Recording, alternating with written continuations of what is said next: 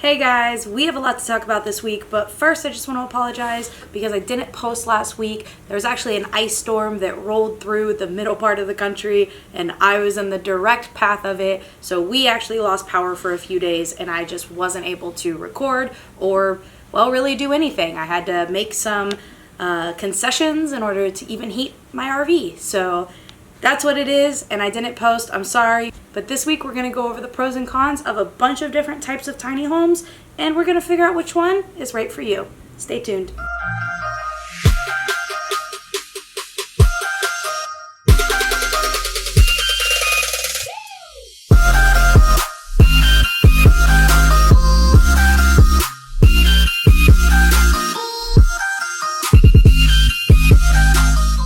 Alright, so thank you for joining me. I am so excited about this because this was the original video that was supposed to kick off this series. This video is for people who maybe don't know what type of tiny home they want yet, right? So these are questions that I've had to ask myself every step of the way because I wasn't always Skoolie, right? I didn't know that I wanted to live in a school bus. I didn't know that until really a couple years before I bought it, but these are questions that I had to ask myself as well, and I had to go through these processes. This is literally my step-by-step of what I had to do to get to the decision that I made. So without further ado, let's get started. We have a ton to cover.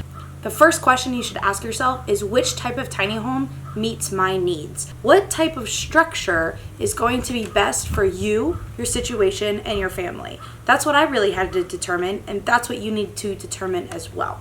And I just want to say that my pros are not going to be everybody else's pros, and my cons are not going to be everybody else's cons. So my unique situation with me being the only human adult in our tiny home and having a bunch of dogs, I have different needs than somebody else does with, say, 3 or 4 kids and, 2 parents and, maybe a dog or a cat or a bird or, whatever else other kind of animals you may travel with. The end goal here is for you to get the information, extrapolate what really resonates with you, and then take that to make your own decision. I am very, very, very pro Skoolie for a lot of different reasons that we will go over. But that doesn't mean that that's the only decision or the best decision or the right decision for every single circumstance. There's so many different factors that go into play that will determine what is best for you. I'm going to go over things that I couldn't find on YouTube. So like I said, the first question is what type of tiny home will suit your needs?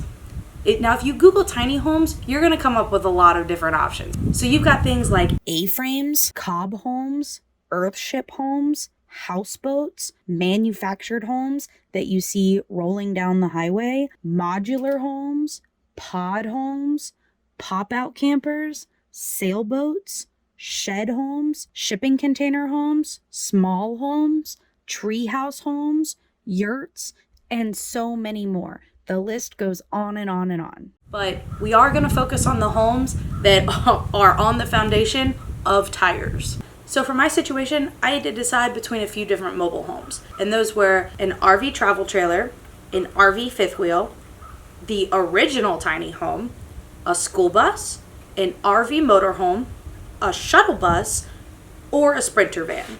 And I'm just going to put that for purposes of today, we're going to group city buses and shuttle buses together as kind of one unit because for the comparison that we're doing today, they're more or less the same. If you decide that a shuttle bus or a city bus is right for you, then you can go more in depth on do you want to do a city bus or a shuttle bus. But really, we're covering a lot of topics and a lot of mobile homes today. So I kind of had to limit it a little bit. So you also have what I consider compact tiny homes, right? So those are the ultra tiny homes. Those include teardrop trailers, scamp trailers, and micro campers. So for my situation, none of those are really an option, so we're not really going to talk about those today. I just didn't want to ignore them because for some people they are an option and they're a great option if it meets your needs. But for me and my family, we were just too big to really be able to live out of a teardrop trailer. So how do you begin this process? We've gone over the options and there is a slew of information on the internet. Some right, some not so right, and then there's somewhere in between. So a lot of times these things are situational. So unless it becomes something about safety or something being dangerous or not, then yes, design-wise or how big of a tiny home you need, that is something that is right for each individual person, not necessarily as the community at large. But these are the things that I needed based off of my needs, my situation, my family size, my family dynamic, and really who makes up that family, meaning dogs and not multiple people. So what I did is I started with a wish list. I had a list of things that were non-negotiable for me.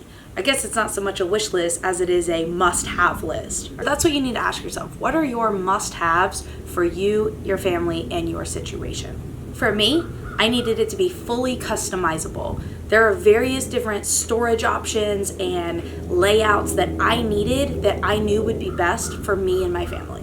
Number 2, it had to be big enough for me and my dogs. So again, that's why micro campers weren't really an option. But that also limited me because I really wasn't comfortable putting me and multiple dogs in something like a van. Even though they make really, really big vans. You can get extra long vans, you can get extra high vans, but even the largest van, still, I did not think it was fair to put me and multiple dogs in such a compact space. So that also took out short buses. Number 3, I'm not putting all this time, effort, and money and blood, sweat, and tears into something that is not built well. So longevity and safety were of the utmost importance. Number 4, this is going to be my forever home. That's a question that you have to ask yourself. Are you going to live in this rig for 6 months, 1 year, 10 years, 100 years, forever? Or are you going to just camp in it? Your needs are going to be a big factor in which tiny home you decide. So number 5, it had to be movable. We already talked about this a little bit, but that was on my must-have list. I didn't necessarily want just a tiny home on a piece of land. I wanted to see this beautiful country, and I wanted to do it with the closest members of my family, my little pack of dogs. So because it moves, I really wanted it to have off-grid capabilities, and I mean fully off-grid. The solar, the water, the food storage, you name it, it had to be off-grid capable. And that was because I didn't really want to limit my travels to just RV parks and campgrounds. Now there are a lot of RV parks and campgrounds that will take DIY buses and vans. It's a case-by-case basis. We will do a longer video on it in the future. However, it is allowed in some places. But worst case, I can go park on some free land and not have a problem. That was very important to me. Because when you have multiple dogs, people tend to tell you that you can't live in certain places like apartments. If you've got 3 or more dogs, especially big dogs, it's very, very hard to find apartments that are really worth a damn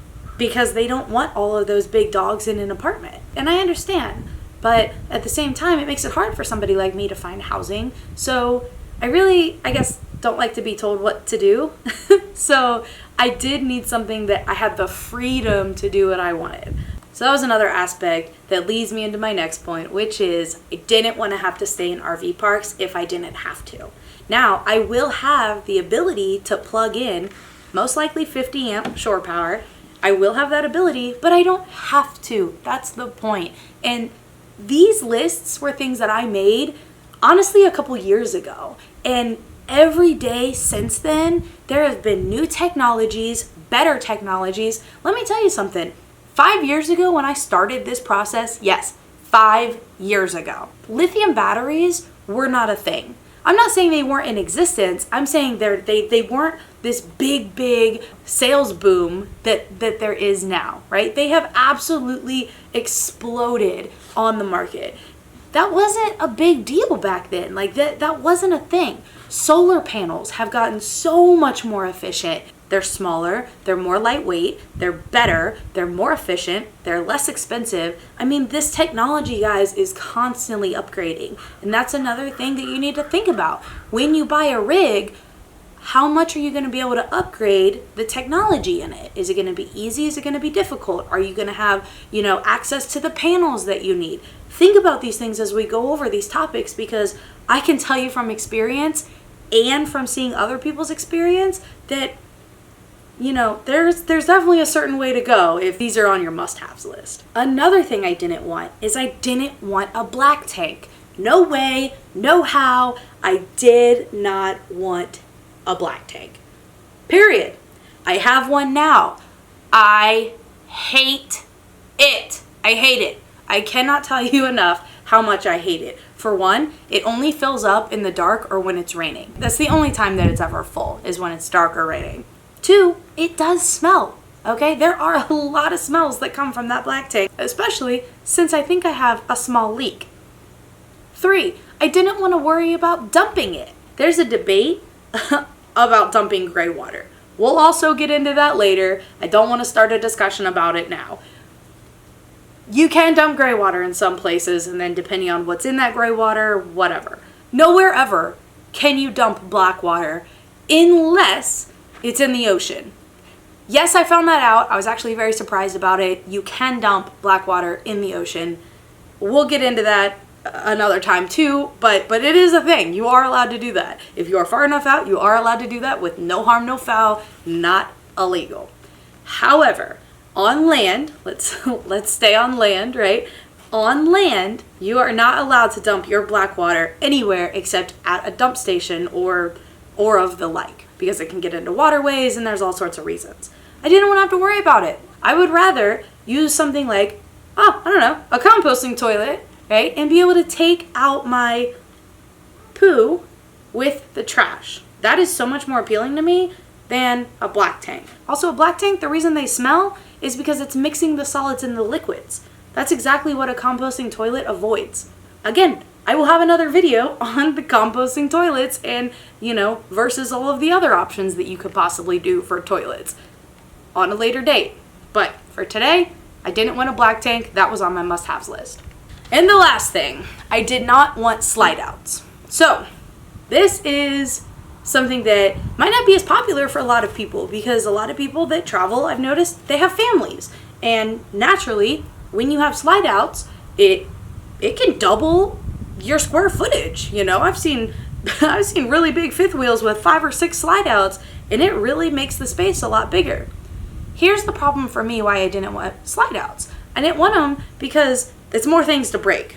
Every slide out has its own motor. They have their own belts or tracks or pulleys or whatever, pulls in and out your slide out. It's different for all the different manufacturers. But that's just one more thing to break. I didn't want a lot of moving parts. I chose a motorhome, and I'm already going to have to deal with an engine. I did not want to have to deal with the slide outs breaking or not. Also, I have a slide out on my RV, and I really don't like it. I'm constantly feeling like I'm putting too much weight on the one side of the RV because it's hanging out, outside of the frame. And I will say that especially the newer RVs, but if you buy an RV within the last 10 years, they are strong enough to put anything that you could possibly need within reason on the slide out. So really this was just a fear within me, not within the industry. Those slide outs are rated to hold the weight. I just didn't like them. And then I noticed when you have more storage, because you have all these slide outs and your square footage is bigger, one, it's more stuff to put away and pack up and haul out on moving day. But two, you tend to have more crap. So I wanted something that was self-contained, literally and figuratively, so I wouldn't accumulate all the crap. Right? I'm very much so on a purging part of my life. I don't want the crap. So keep that in mind as well. Those were my must-haves. So I started with that, and then I worked backwards, and I thought, okay, here's the pros and cons for each of these different things. And I ultimately came to the decision that I did, obviously, a school bus. So let's go over some of those things. So real quick before we begin, there are a few assumptions that I made with this pros and cons list. We would be here all damn day if I talked about every single little thing about each of these different types of homes. We don't have time for that. I'm going over the big categories, what I wanted, and basically what I'm getting with my specific build, okay? That was the purpose of today's video. And I also wanted to kind of bring to light some things that maybe you haven't thought about, or things that I haven't been able to find any information about that I've had to live through in my own RV, or experience in my own life, and then I added those to the list as well. So here are a few assumptions that I made with this list. These lists are made for full-time living. If you're going to be a weekend warrior or a grocery getter, that was a new term that I heard the other day and I thought it was fabulous. If you're going to be one of these people who use this seasonably, then these pros and cons might not apply to you in the same way. This is for full-time living, full-time wear and tear, full-time traveling, and that really does change the game when you start defining how you're going to use your home. These lists are going to assume that you are buying a pre-made RV trailer or RV motorhome, that you gut and build a school bus or shuttle bus, or that you design your own tiny home that would be built customized to you and your needs. So some of these things that are not going to be included in the list is if you buy an old RV and fix it up, or if you buy an already converted school bus or van. We're not talking about all that. We're talking from the very beginning, you're buying a new unit, or you're completely gutting and making your own, right? Those are the two options here. These lists were made pre-COVID, and while most, if not all, of this information still applies today, the current climate of the tiny home industry with pricing, supply and demand, and the ability to get materials may be skewed or inflated. So, again, we have to have some sort of normalcy when we're talking about pros and cons. And COVID, although has been around for a while, it has skewed a lot of demand. It has skewed a lot of pricing. Even with COVID pricing, none of my decisions would have been made differently because the fundamentals of my decisions were based out of what was truly best for me and my family and not based out of a temporary pandemic, if that makes sense. These are my pros and cons after living in an RV for the last few years and after having to move to a new house or apartment every year, at least once a year, for 7 years straight. My pros may not be your pros, my cons may not be your cons. So I said it again. Not everything that I like, other people are going to like. And that's perfectly okay. I want you to take the information and put together your own pros and cons. My goal here is just to get you information, not to make your decision for you. I just want to give you the tools to make the decision that's right for you. And with that said, I hate moving. I have had to move so many times in my life, most of them with dogs, for the last, 10 years? You gotta move them, move your crap, and I'm just tired of moving all the crap, packing it up, putting it in a van, a truck, moving it, unpacking it, and doing it all over again year after year after year after year after year. And then you get to a place and you don't know what the quality is of the location because you start to have problems or your neighbors are loud or whatever. I just, with all that said, my background of moving constantly has also influenced my decision. All of these lists contain generalizations about the industry from my experience and research. This list in no way accounts for every possible situation and does not encompass every person's experiences with RV life. For example, I haven't had the best experience with my RV. There have been a lot of negatives, some that are harder to swallow than others, and there have been a good amount of positives with this RV too. I don't necessarily blame Forest River. I have a Forest River vibe. I don't necessarily blame Forest River, but I'm not happy with a lot of their installation methods. On the flip side of things, I know people that are extremely happy with their Forest Rivers. So I am in no way brand bashing, but there are definitely different decisions that I would make if I were going to be living in an RV full-time and forever. Okay? So take that for what it's worth. Take my information with a grain of salt. I'm biased a little bit because of my experience, but everybody is, right? My experiences are different than other people's. So this is what I have found, this is what I have lived through, and this is what I feel. That's all I can give you. All right, so let's get started. We are going to go over different categories of information, and we are just going to compile that and sort of compare the different types of homes within those categories. So with a lot of these categories, you can kind of separate the pros and cons into a motorhome and a travel trailer. okay, of any kind, fifth wheel, trailer, whatever it is, right? But with some of them, they are specific to the tiny home. It is those specifics that led me to Skoolies, all right? And we'll get to that. So let's go over it.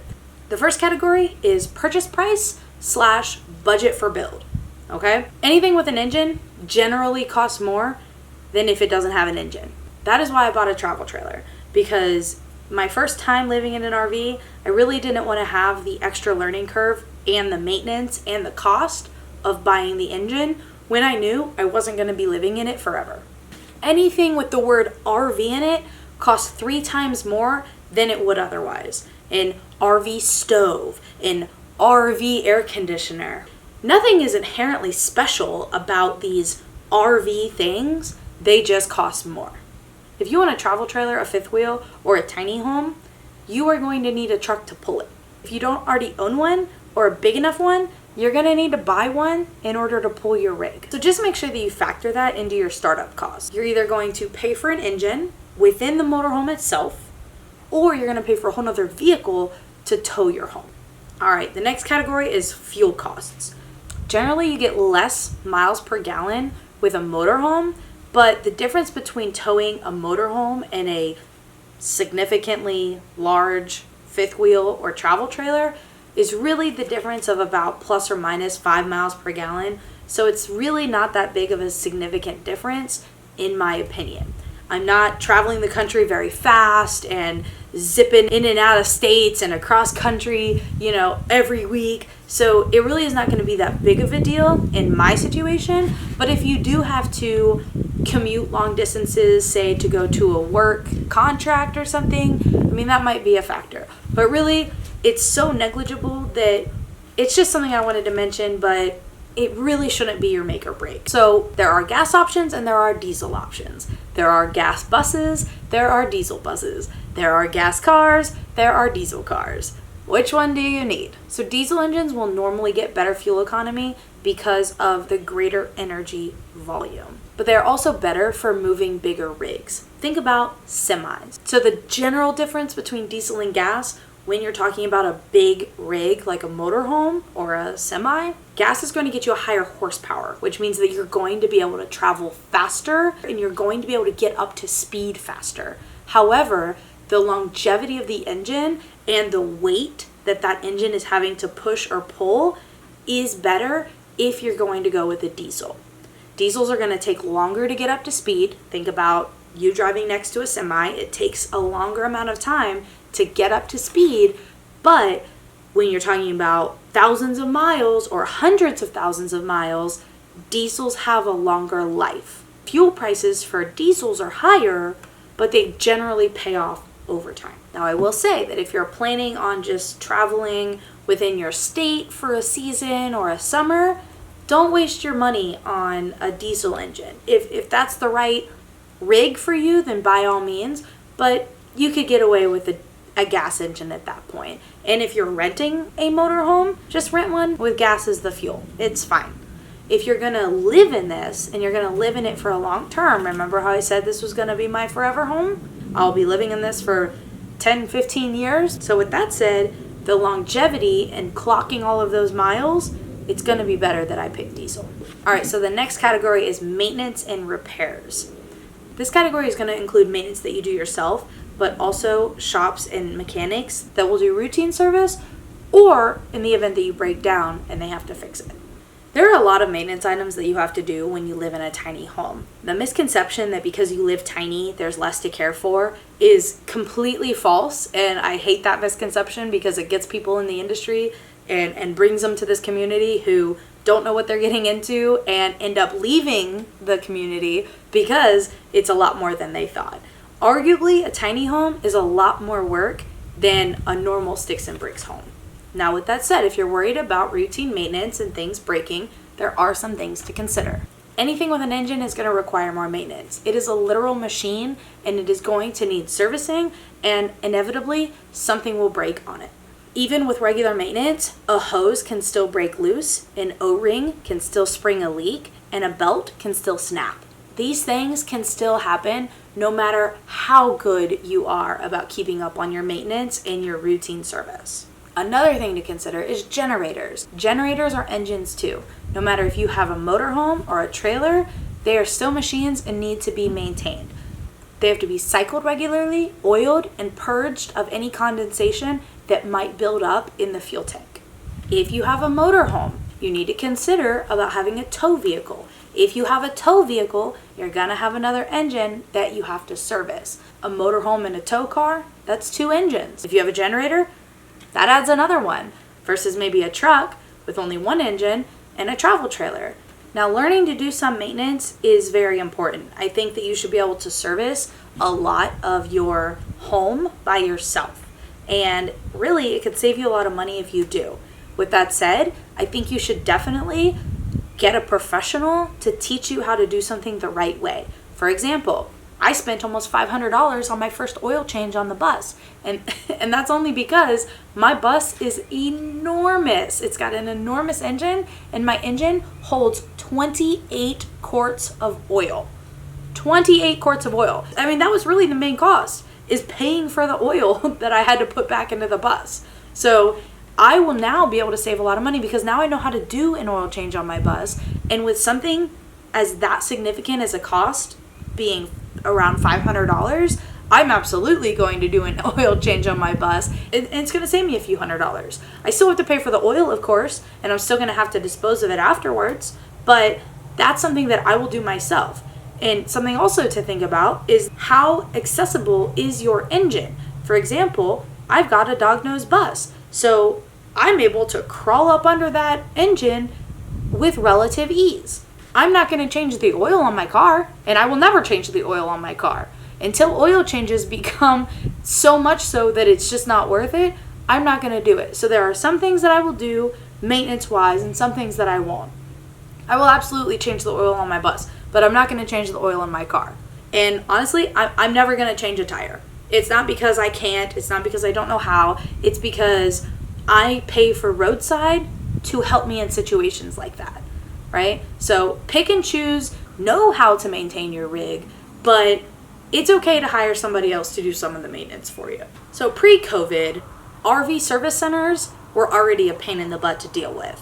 And now you've got something like 600,000 new rigs that are now in the hands of customers that are going to need them serviced, that are going to need the warranties, stuff to get fixed before those things expire. So we were already overloaded in the market with service centers and quality technicians for big rigs or RVs, and now we just flooded the market with a lot more rigs. So just think about that. If you buy a rig of any kind that you don't know how to maintain 100% and that you're going to need somebody to help you maintain or service in any way, shape, or form, think about that when you need to go get it serviced, because their wait times are sometimes 6 months or more. And if you're planning on living in it full time, what are you going to do if you need to get your RV serviced? Think about that. What are you going to do if you need to get your bus serviced? What is the location of your engine, and is it accessible without people coming in and out of your house all the time? Okay. Another thing to think about is that if you buy a bus, for example, or a big rig, those engines can be serviced by other people than just the RV dealerships or the RV service centers. If you've got a big rig engine like I do in my bus, I can go to almost any shop across the country, even though it would be expensive, and I could get my engine serviced there because it's a very popular engine, and these big rig service centers see this engine all the time. So think about the number of service centers that you might be able to get into, what your situation is. If you have to take your rig back to a specific service center, what if you're halfway across the country? Are you going to be out of pocket for that? So these maintenance items are all very, very important to think about for each of your specific rigs. I also know that my mechanic who works on my bus will not work on Sprinter vans anymore. Why? Because Sprinter vans, Mercedes Sprinter vans in particular, their engine and their engine bays are so compact that it's very difficult to get into it and service it.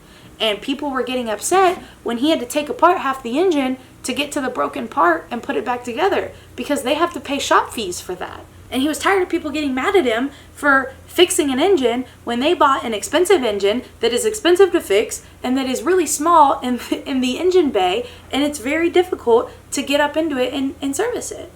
So think about that as well. How accessible is your engine? Not just for location, but how big is it? What do you have to take apart? What do you have to move? What do you have to, flip down? Is it a hood that you have to lift up? Is it an engine bay door that you have to raise? What type of accessibility do you have to your engine and to your systems in your rig?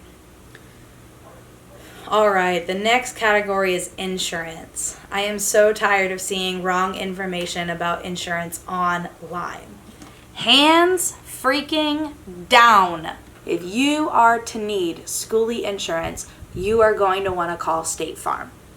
They are the most open to Skoolie policies, and they are going, for every 100 good stories I've heard about State Farm, I've only heard one bad one.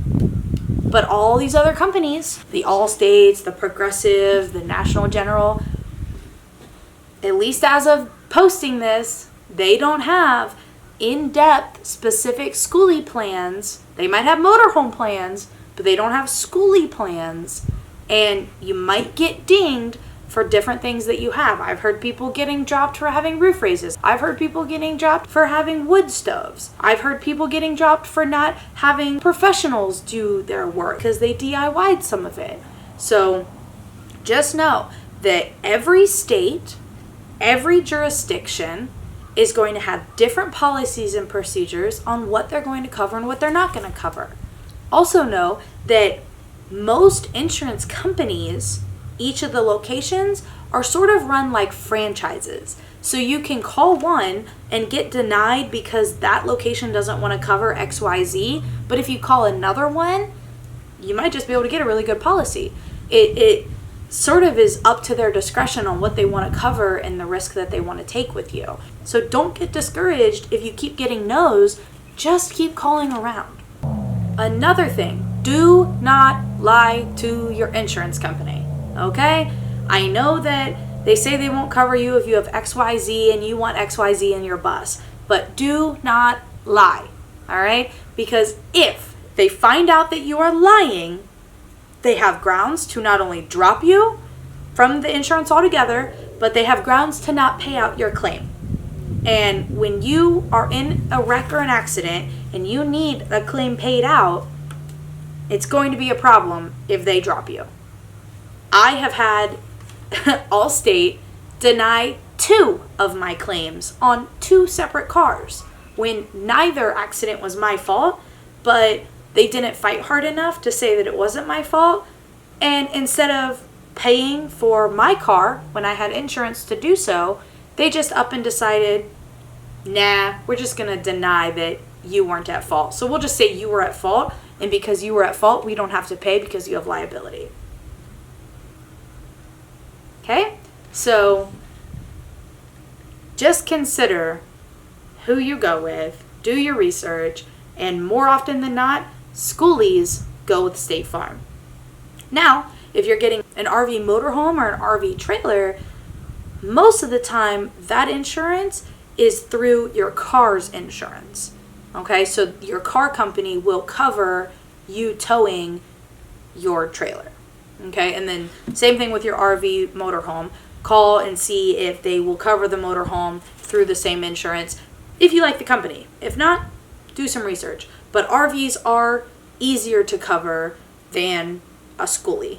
As far as insurance and full-timing goes, insurance companies don't generally like to cover full-timers because they're on the road more, they're wearing out the rig faster. And if you remember, RV stands for recreational vehicle. So think about that. A lot of the negatives about how RVs are built, and trust me, I have plenty of them, you also have to remember they're not built for forever homes. So you living in your RV for 5+ years, probably not going to happen. Now I will say that it does happen, but things break very, very quickly after the couple year mark. Now, do you have a bad driving record or do you have too many tickets? because I've also heard about insurance companies that will drop you after a 60 or 90-day probationary period, where they will not only take your money and say that you are covered and say that you have insurance, but then they drop you because they didn't run your driving record at the forefront. So when you go to get insurance and you get your pre-approval, make sure that they do a driving record check. Then they are really going to be able to tell you if you will be covered or not. All right, so a little subset category of insurance is extended warranties. And I'm going to say this as a blanket statement, and I do not like blanket statements, but I'm going to say this because it is this important. RV extended warranties are a joke. They are a joke. If you are full-timing in your RV and you have an extended warranty, you just handed them free money for nothing. You did. Because extended warranties, I'm not talking insurance, I'm talking extended warranties through your dealer. Okay, you buy an RV, you get your insurance through your car company, you get your extended warranty through the dealership itself. Read the fine print. There are a slew of things that they do not cover. Most of them saying that if you live in it full time, your warranty is void. They're not going to tell you this when you sign on that dotted line and write them a check. They're not going to cover full-time living a lot of times. They're not going to cover a lot of various things that break frequently, because how are they going to make money if they keep paying out claims, right? They're not going to fix those. A lot of times you have to take your RV back to that specific dealership, and if you don't take it to that dealership, it's not a network deal, it is that dealership. If you don't take it back there, they will not fix it and they will not cover it. They also will get you when they say, we will fix your rig for sure, no problem, but they don't put a time frame on it. So they don't say, oh yeah, it'll be back to you next week. I have heard horror stories of extended warranties that go 6 months plus. So if you're going to go the RV route, do not get the extended warranty if you are full timing. Don't do it. If you are a grocery getter or a weekend warrior and you are staying in the general vicinity of your, say, Sticks and Bricks house, and you're just taking this puppy out for, 3 weekends in a year, then sure, get the extended warranty, whatever. Because then you can go leave your rig at the shop for 6 months to a year while they decide to fix it. But just beware. I want to do it if you're full timing, and it goes back to what I said about service centers being bogged down by the influx of RVs. Now, one more subset of insurance is roadside assistance. You are going to want roadside assistance for your mobile home of any kind. This is just a must in my opinion, okay? I see this online all the time in these very unfortunate Skoolie groups that have a lot of trolls in them, right? Oh, you can change a tire? Yeah, learn how to change a tire yourself. Yeah. That's how I kind of picture these people keyboard worrying themselves away on these posts. Okay, well, so you're telling me that just because you know how to change a tire and you are a big bad man who can muscle his way through a flat tire, you're telling me that you're going to do that on a narrow highway at night when it's freezing rain? Really? Really? Really? No, you're not, okay? Why would you put yourself at greater risk if you don't need to? Who cares? You're paying for roadside assistance. Call them out to change your damn tire. It doesn't make you any less of a person or any less of a woman or any less of a man to admit that it is an unsafe condition and that you should let somebody else do it. You're paying for that insurance. Just use it. The next category is usage. Are you a full-timer? Are you a part-timer? Are you a weekend warrior? Are you a grocery getter? Just know that the more you use something, the faster it's going to wear out. So you can buy an RV. That includes the fifth wheels, the travel trailers, the motorhomes. And you can get 2 to 4 years of the golden age out of the RV. Or you could build your own home and know that the materials and the quality and the craftsmanship that you're putting into it are going to last you a lot longer. It's really up to you, but I can tell you right now that a lot of the parts on these RVs are not meant to last more than 4 years, the air conditioning unit included. Keep that in mind. Also keep in mind how fast you're going to travel. The faster and the more you travel, the more wear and tear it's going to put on your engine, of course. Just know that going into it, that you can buy something that was sort of meant to be lived in for a long period of time, or something that wasn't. Up to you. All right, guys, sorry for the sudden change in scenery. The sun was setting and I had to go do something before the sun set, and then I had to set up all of this. So I apologize. We took a little bit of an intermission, but we're back. So this is just life when you record YouTube videos. Sometimes it's during the day and sometimes it's at night, and this is what you get. I'll also apologize in advance if you hear dogs barking in the background.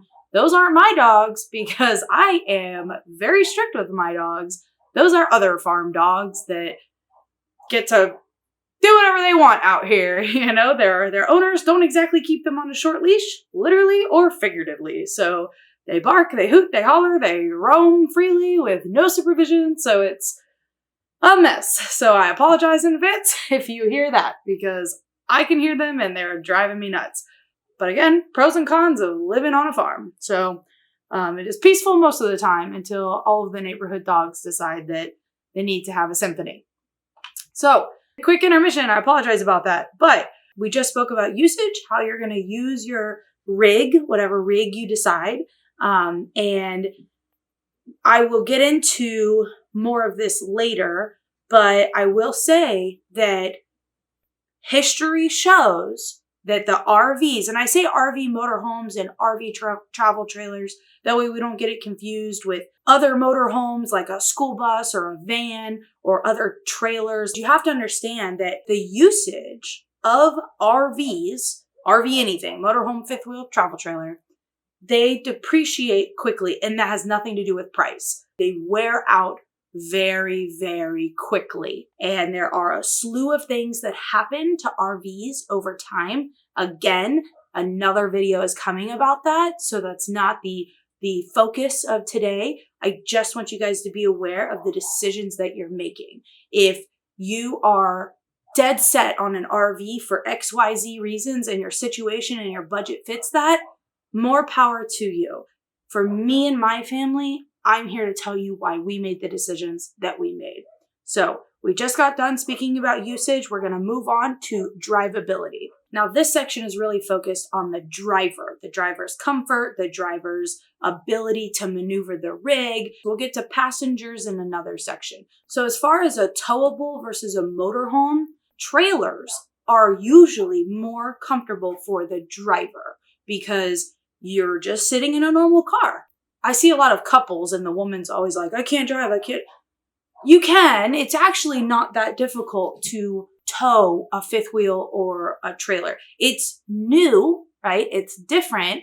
Your turning radius is slightly different. Your maneuverability is different than just in a normal car, but it's really not that difficult. When you're in a motorhome, the maneuverability and the comfort are slightly less. So the maneuverability comes from how long your rig is, where your wheels are, and how far apart they are. The further apart your wheels, the bigger turning radius you have. The shorter wheelbases allow you to turn better. So one con is that school buses aren't built for comfort. They're built for safety. So I hear a lot of people say that their school bus is difficult to drive, no matter the size, because, you know, you hit bumps and you kind of go over them rough and it's just not a super pleasant experience. Personally, maybe I just went into it with the right mindset of thinking this is a school bus, not a $5 million motor coach. Personally, for me, I'm not bothered by it. I'm also in the front of my bus, right? So I'm not in the back where, you know, the bumps are a little bit worse and my passengers, you know, it's the dogs. So I'm not sure where they're going to sit when we travel. But for me as the driver, not really a big problem. Now, I will say that driving a rig of any kind, whether it be a motorhome or a trailer, it is very taxing. Whether you are having to push hard on the pedals, because my school bus pedals are actually a little bit far away for how short I am. I'm constantly pushing the pedal all the way to the floor on things like highways where there's not a lot of variation in elevation or speed. And my leg really does start to get sore, whether it's driving on the highway or driving longer distances and you're fighting the wind, or it's just exhausting because the mental exhaustion of driving a rig when you're constantly looking into your mirrors and you're constantly watching, your backup camera or your rear view camera, and you're constantly watching other traffic and looking at your directions. And I mean, there's a slew of things, and making sure maybe your TPMS, which everybody should have, watch your tires. And that's why a lot of people stick to the 3-3-3 rule or the 2-2-2 rule. It varies slightly based off who you talk to, but it essentially means in one day, you do not drive more than 200 or 300 miles, and you arrive at your campsite or your parking spot by 2 or 3 p.m., and that you stop every 2 to 3 hours, whether it be for gas, to stretch, to relax, to eat a sandwich, whatever it is. So if you stick to these rules and you don't really push and try to do, 800 miles in a day, you're not going to be as fatigued, and you're just going to be safer on the road.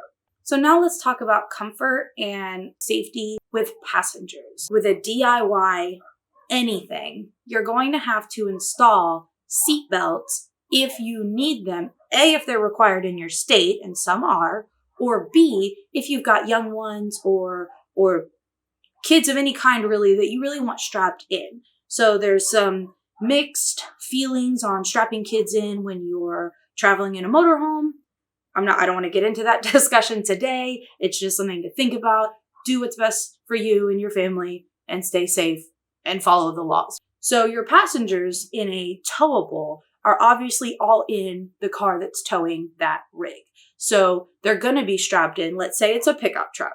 They're going to be strapped into the pickup truck seat belts that were factory installed. So arguably, that is a more safe way than, say, a school bus or a van if you're strapping people in and you have to sort of DIY those seat belts. Now, those seat belts, I'll say, are usually, and I hope, bolted back to the structure of the bus. So it's not really that they are unsafe, but there are crash tests on when you're facing a certain way in a vehicle and you get hit by different angles. So do what's best for you and your family.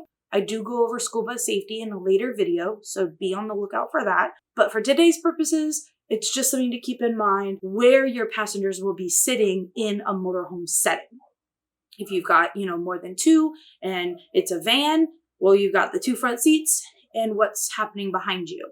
A lot of people put in a captain's chair in school buses or in shuttle buses. That way their significant other or whatever can sit next to them. That's all fine. Or in a already made RV motorhome, you obviously have the front 2 seats, right? So it's whatever you think is best for you and your family. Go with that. Now, if you are towing something, it's very important to know that it is never okay and never safe to leave people or pets or any living being in the towed section of that rig. So you have your truck and you have your towable, fifth wheel, trailer, whatever. You should never leave people there. The systems, I don't care how many redundancies you have to lock that system up. The systems they're failable. They can fail. They can break loose. Something can happen. They're more vulnerable in a wreck. With high winds, there's a lot of sway that can happen with these trailers. I've seen a video that was posted to RV Miles, which is an amazing resource for news and industry updates and all of that stuff. And Jason and Abby are great hosts of their podcast. And somewhat recently, a few weeks ago, I think it was, they had an update where there was a truck and trailer going over a bridge in Somewhereville, USA, and the trailer blew over to a point where the truck was literally hanging off the bridge. There was 1 or 2 dogs inside of the truck and the 2 people, And they just had to sit there and look down at this canyon while help came. Now, their chains did hold them. I think the hitch had come loose, but the chains held them until help was able to arrive and safely get everybody out. Moral of the story is everybody was okay. But I'm just saying things happen. So you really want people in the right, safe place when something might happen. Now, a positive to have a motorhome, again, whether it be a van, school bus, other kind of shuttle bus, or RV motorhome, is that you have everything right there. Your passengers, if they need to go potty or get a sandwich, I've seen people cooking while driving down the road. So it's a lot easier to do that because all of that stuff is accessible.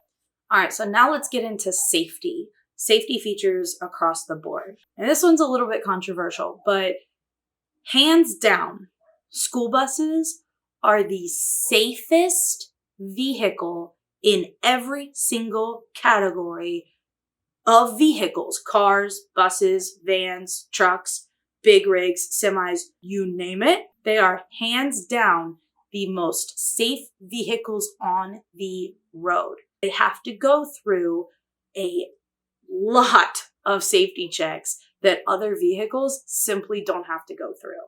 All right. There are so many more regulations on school buses and redundancies that simply just aren't on other rigs, especially when compared to an RV of any kind. I mean, they just, when an RV is in a wreck, most likely it's totaled. When a school bus is in a wreck, it might be totaled, but it at least stayed intact to get the people out. And that's what we're really talking about, right? When we're talking about safety and accidents, we're not talking about, can you drive your home away from that accident? That would be great, right? That would be ideal. But really what we're talking about is what happens to the people or pets in that vehicle when an accident happens. And fact of the matter is, because of how they are built, I have a video on this coming out, school buses hold their shape better than any other vehicle on the market. It's especially impressive because of how heavy they are. So you do have people that die in school bus accidents. It is so rare. You see more headlines that say school bus gets in an accident and everybody walks away with minor injuries. And that's what was so important to me, is what happens in a critical accident. How will I and my babies be affected? Are we going to walk away from that accident? Because if there's one thing in this world that you cannot replace, it is a loved one. You cannot. Okay? So you can replace your house. I'm not saying it's not going to be expensive or inconvenient, but I would lose 100 houses before I lost one of my animals, or before I almost lost one of them. I don't even want to approach that possibility. Okay? So hopefully you all can say the same about your loved ones, and you take these kinds of things into consideration. Just make sure that you are cognizant of where they are and how they're facing. Do your own research on that. I'm not going to provide that for you because I don't have that problem. I don't have babies that need to be in car seats. I don't have little kids that need to be strapped in. I don't have teenagers that need to this, that, or the other. Okay. So I just have my dogs, and all I can do is do safety for them. And so that's what I'll promote. but do your own research and do what's right for your family on safety. Just be cognizant of where they're facing and what could happen in different types of collisions. Okay, so another category that we need to talk about is camping and boondocking. So if you remember, part of my stipulations when I was making these lists was the ability to boondock and to just camp in general off of any grid. So that's a lot of solar, that's your water, that's your food storage. Okay, so I needed to be able to do that without interruption. Okay, and if last week and me losing my power and then losing it again this week was not an indication of that, I mean, I was just, every moment that went by, I was sitting there upset, just, oh, this wouldn't happen if I have solar. Oh, this wouldn't happen if I have solar, right? So it wouldn't go out because of an ice storm, but also we would not be here during an ice storm. We would be much further away. So boondocking, hands down, is easier to put into place in a school bus and van conversion. Also a little bit in a tiny home, but I haven't seen many that are completely off-grid. I'm not saying there's not any, I'm saying I haven't seen them. So you always see school buses with a full roof of solar. That's pretty standard for school bus conversions. The thing about RVs and making them off-grid is that there are a couple problems with that. One, accessing a lot of the nooks and crannies is very difficult in an RV. When you install a lot of the solar components, the issue is that it's A, hard to get to, but also B, you have to rip out a lot in order to fit stuff in and make it work with your system, which is why it's better to get all of this installed from the factory. Problem is, you're going to pay a premium for that, and that means you're buying a new rig, which you are also paying a premium for. So keep that in mind. The other problem with installing a lot of solar and stuff on an RV is that they really can't hold a lot of weight. So the batteries, the cables, the charge controllers, all of the other, inverters and all of the things, the solar panels themselves, all of this adds a lot of weight to a rig, and trailers in general really can't handle a lot of that because you also need to factor in the people that are going to be living in that rig, and then you also need to factor in all of their stuff. So really, travel trailers and fifth wheels don't have a lot of wiggle room. Motorhomes in general have a little bit more wiggle room when it comes to RVs, but hands down, school buses are going to have the best gross vehicle weight because you decide what weight goes in there after the rig is demoed. Okay, so you don't have a lot of unnecessary stuff, and the axles are able to hold more weight than they are in an RV. So something else to consider while you're camping and boondocking is that if you go out and you find a amazing spot, right? And you're just like, yeah, that's perfect. That's where I want to go park. And you go park your rig on that location. What happens when you want to go explore the city or something? Well, if you have a big rig of any kind, it's going to be harder to do so. But if you have a motorhome, you have to take that motorhome with you in a lot of cases to go explore a city. That means you leave your campsite open for somebody else to take. And gone are the days where you can leave a couple camping chairs and somebody won't park there. All right. We are past that point. There are too many people on the road and too many people camping, and they're going to see that. And honestly, they might just think that you left your chairs behind, not that you were marking your spot. Now, if you have a motorhome and a tow vehicle, you can park your motorhome, thus reserving your spot, and take your tow vehicle and go on and explore the city. Alternatively, if you have a trailer, you can park your trailer, set it up, and then take your car that you tow with and go explore the city. Those are just some things to think about. I added it in here because I've seen some videos recently of people saying that, they were worried that their campsite was going to get taken and that they either couldn't explore a city or they risked it. Or if you've got, if you need gas or I've seen people mount, big propane tanks under their school bus. If you have to go refill your propane, you have to take your whole rig to go refill your propane. So a little bit of planning and a little bit of thought beforehand could save you a lot of heartache. All right, guys, so we are nearing the end. We have a couple more categories left, and then we are going to wrap it up. But the next category we're going to talk about is living space. So that is the actual interior space that you're going to have to live in with you and your family. So we have to speak in generalities again because there are so many different sizes and shapes of motorhomes and trailers and tiny homes and all of the above.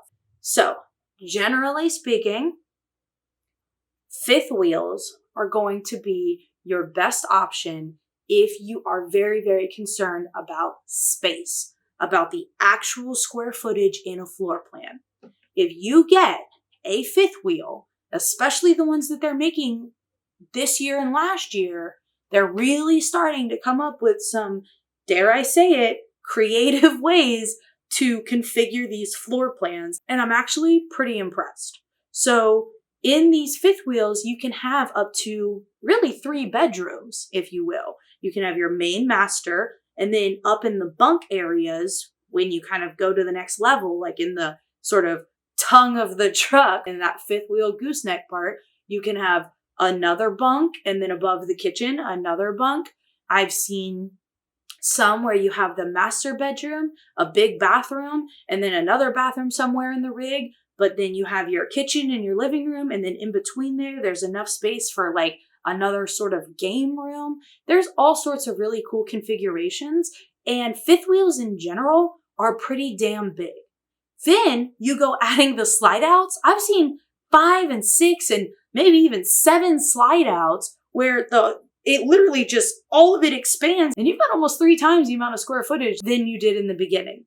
So that's something to really think about, is how much living space do you need?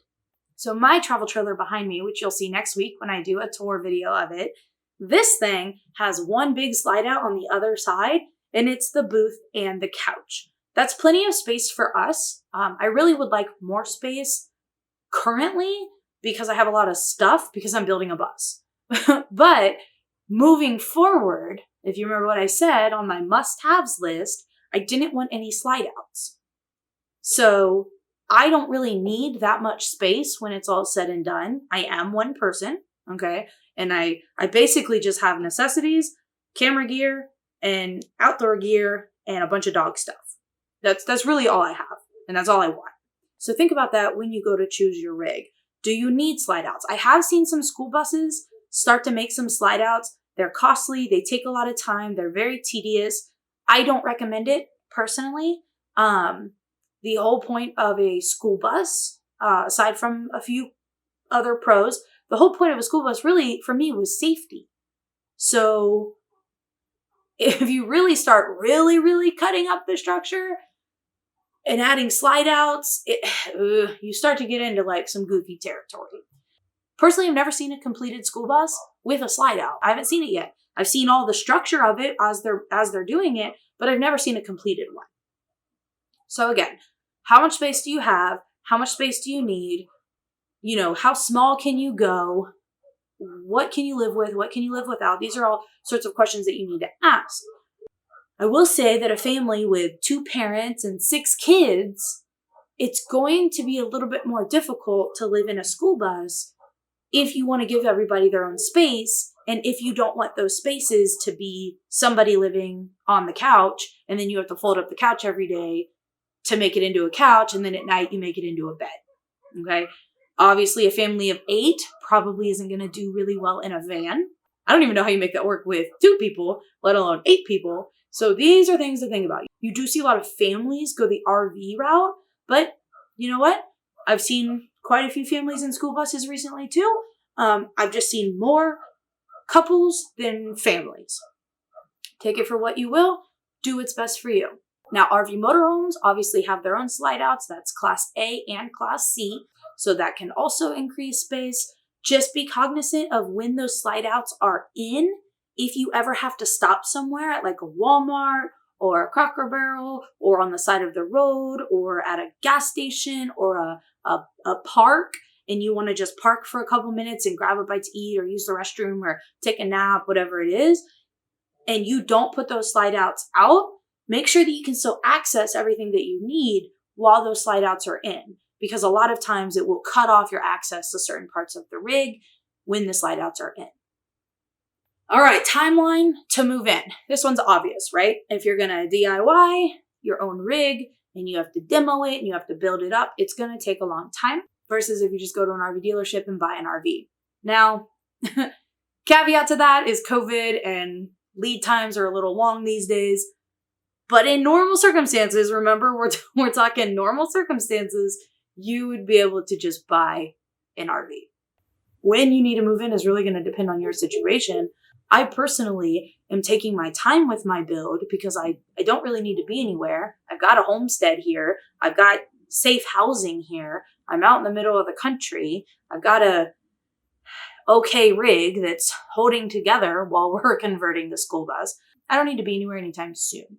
So I'm not really in a huge hurry to finish my bus. I would like to get it done sooner rather than later so I can get this payment off my back.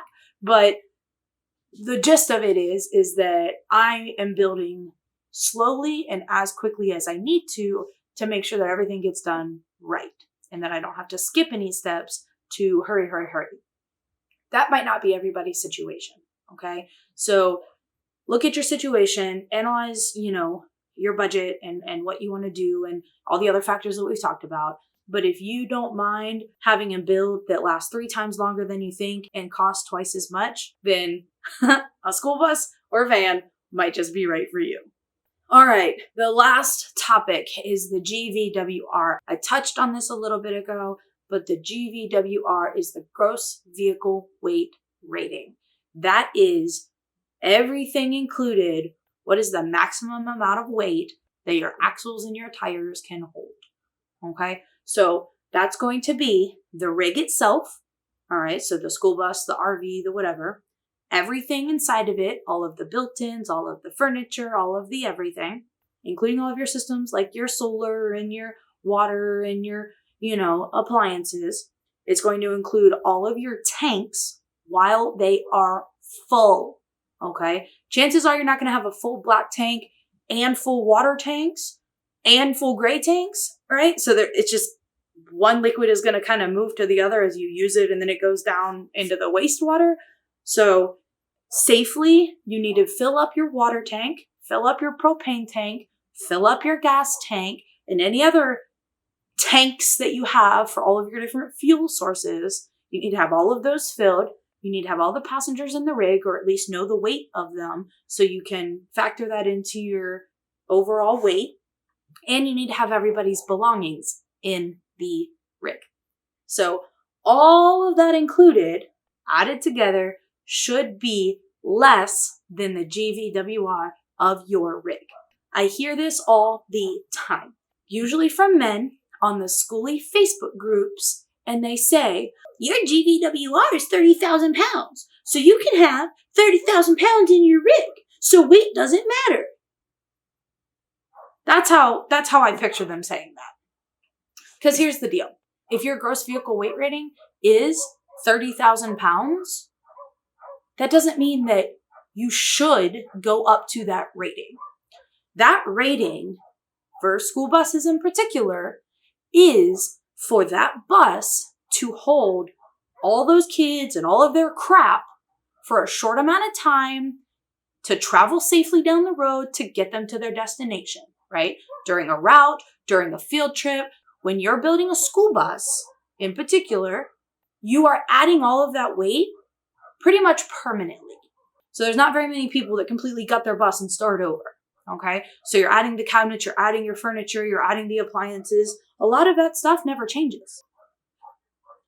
The people may change. The amount of people may change. Your food is going to change depending on if you have a lot of it or not a lot of it. Your water is going to change, but it's not going to fluctuate 30,000 pounds. Okay. There's always going to be a bare minimum that rig is forever going to be at. So my point with saying this is that you need to think about that when you put weight into your rig. If you just put 3/4 inch plywood everywhere and you use it very generously and you don't think about, do I really need this here or here or here? Or if you don't build it right because you could overbuild, thus adding more weight. If you don't do those things and you don't think about it, you will approach that number very quickly. Why would you get up to that weight if you don't have to? Think about it this way. If I put a 50-pound backpack on most of you, you could hold it. It would be uncomfortable, but you could hold it. And then I told you to start walking with it. Okay, sure, no problem. Oh, okay. And you walk and you walk and you walk. Over time, you're going to get tired. Over time, your joints are going to start to ache. It's the same way on the bus. Just because you can load your vehicle down with all of that weight doesn't mean that you should. It doesn't mean that it's safe. It doesn't mean that it doesn't impact your stopping distance or your stopping ability. It doesn't mean that it doesn't factor on your suspension and your brake pads. Okay? You're stressing your system a lot more forever. Don't do it unnecessarily. And usually in these travel trailers and fifth wheels, you can only put a couple more 1,000 pounds on those axles. Because if you look at a school bus and a travel trailer side by side, look at the size of the tires alone. The tires are enormous. The tires on my bus come well up over my waist. Okay? And these tires that they put on travel trailers are pretty much car tires. Okay? So that alone should tell you something. So these buses can haul a lot more weight. It doesn't mean that you should always make it haul that amount of weight. All right? It's going to prematurely wear out your systems, and there's really no need for it. So no matter what rig you choose and in what configuration, I will recommend that each and every one of you, because I will be doing it myself, go to a CAT scale at least once during your build and then at the very end. It's like $14 to $20 to get your big rig weighed. It'll walk you through the directions of, where to put your tires because it'll balance out and everything. It'll isolate the different axles. It'll even calculate your tow vehicle. I recommend everybody does this. And you really shouldn't do it just at the very end, because if you're approaching that weight in the build, then you might need to change around some things. It's going to be a lot harder when it's completely done. I think it would surprise a lot of you. So just make sure that you are being safe, guys, not just for you and your family, but for everybody else on the road. All right, so that was a lot of information. So you might be asking, how do I take that and decide which tiny home is right for me? I think the biggest question is you have to choose what's right for you based off of the pros of each decision outweighing the cons. There's not necessarily only one right choice. It's just about choosing the best one for you. So maybe it'll help to tell you a little bit about how I made my decision. First, I started with my must-haves list, like I shared in the beginning of this video. And then I went through all of these categories for myself, and I researched all of the pros and cons of each type of rig under these categories. And ultimately, my biggest factor in all of this was safety. So that already knocked a few contenders off the list. I also, as you guys know, live in an RV. I've actually had the unfortunate circumstance of seeing a lot of the negative with RVs. So that's unfortunate, but I am glad that I went through it because it was able to lead me to deciding on a school bus. Then I knew that because I've lived in an RV and I didn't have a motorhome, I knew that I wanted a motorhome because I wanted to be able to have my dogs with me as we traveled. I wanted to be able to keep an eye on them, and I really didn't want to shove them all in a truck. Okay, it's very difficult to shove multiple dogs in a truck versus letting them kind of spread out in a bigger space. Now, with that said, I will be towing a vehicle behind my bus, and this is just, honestly, in my opinion, responsible dog ownership. The reason I'm towing a vehicle behind my bus is sort of twofold. One, if we do ever get into a wreck or we have to be towed for any reason whatsoever, I can't fit all of my dogs into the cab of the tow company's truck. And I really don't feel like that's a fair thing to ask. Hey, you're towing my big rig. I've got all these dogs. Can I just, that's not really fair.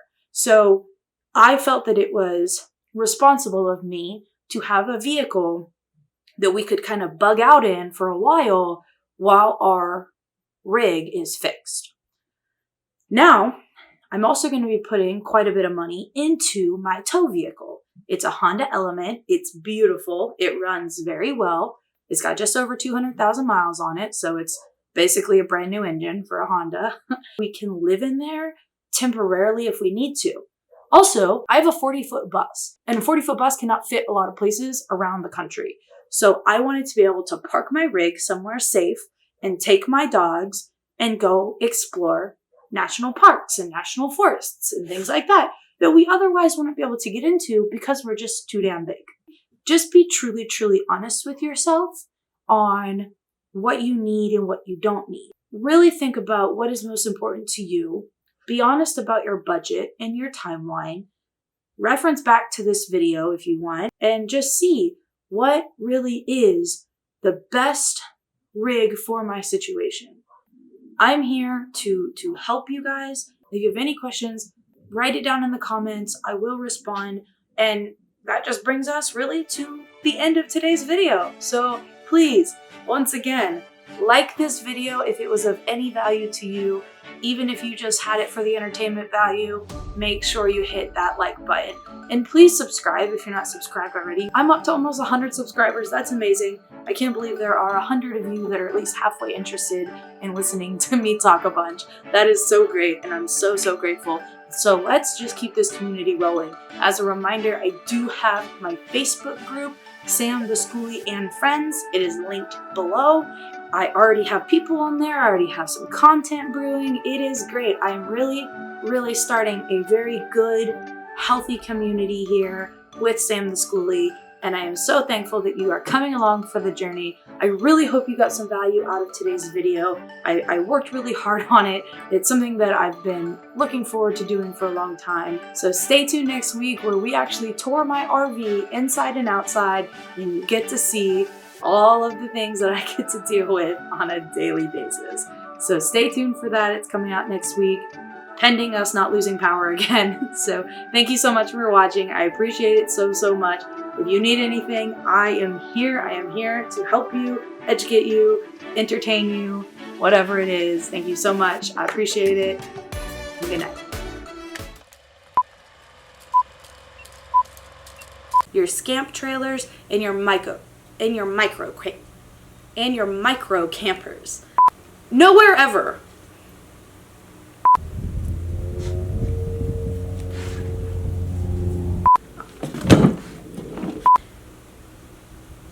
And was